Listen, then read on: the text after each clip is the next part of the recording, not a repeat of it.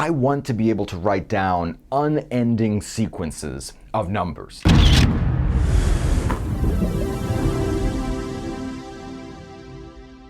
If I want to give you a sequence of numbers to analyze, how do I do that? It's not enough for me just to list off a finite number of terms. I somehow have to provide you with all of the terms at once. Well, one thing I could do is give you a formula, like a sub n equals n squared. And this formula would define the sequence of perfect squares. If I start with index 1, the sequence starts 1, 4, 9, 16, 25, and so on. I can just give you the sequence by giving you this formula. Sometimes it can be quite hard to give a formula for the nth term of the sequence. We could instead think recursively. What I mean is that I could give you a formula that references previous terms in the sequence. For example, we might begin a sequence with a 0 term that I'll define to be equal to 0, and an f sub 1 term, which I'll define to be equal to 1. And then I'll define future terms by referring to past terms. So in this example, f sub n will be defined as f sub n minus 1 plus f sub n minus 2. Now, that's just an example. Let's see how this works. Let's say I want to compute f sub 2. Well, how do I do that? Well, I can use this formula but replace n with 2. And in that case, I get that f sub 2 is f sub 2 minus 1 plus f sub 2 minus 2. But f sub 2 minus 1 is f sub 1, and f sub 2 minus 2 is f sub 0.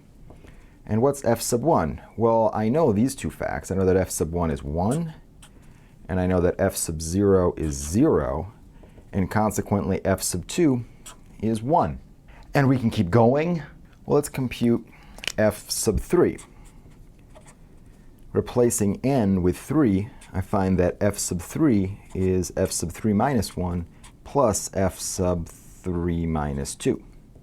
But f sub 3 minus 1 is f sub 2, and f sub 3 minus 2 is f sub 1.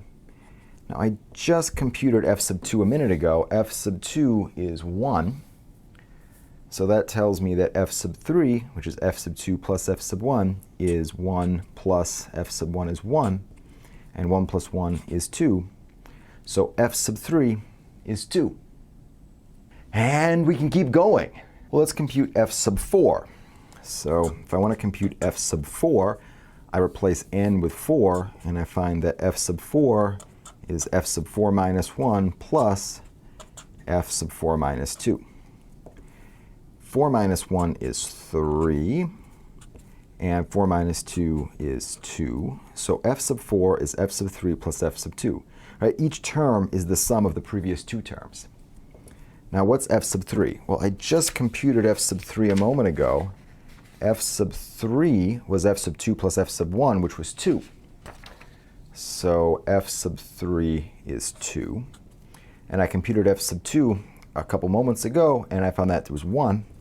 So f sub 4 is 3. We're maybe beginning to see a pattern.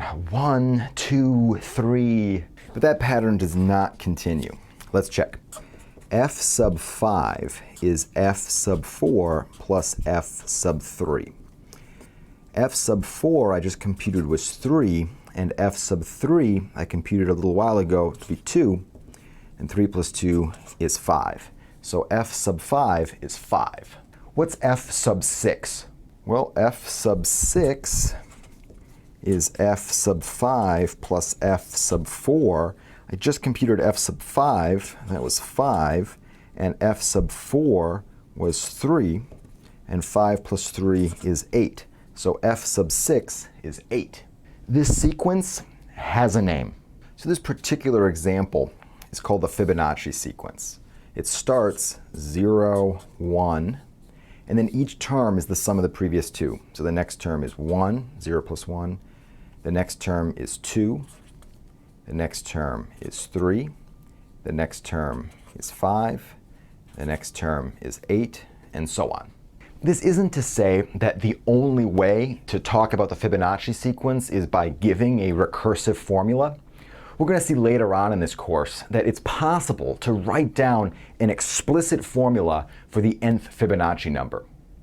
But that's not really the main point here. The main point is that when you're thinking about sequences or you want to provide someone else with a sequence, you don't have to give a formula just in terms of the index. Your formula for the nth term can do more than just refer to n.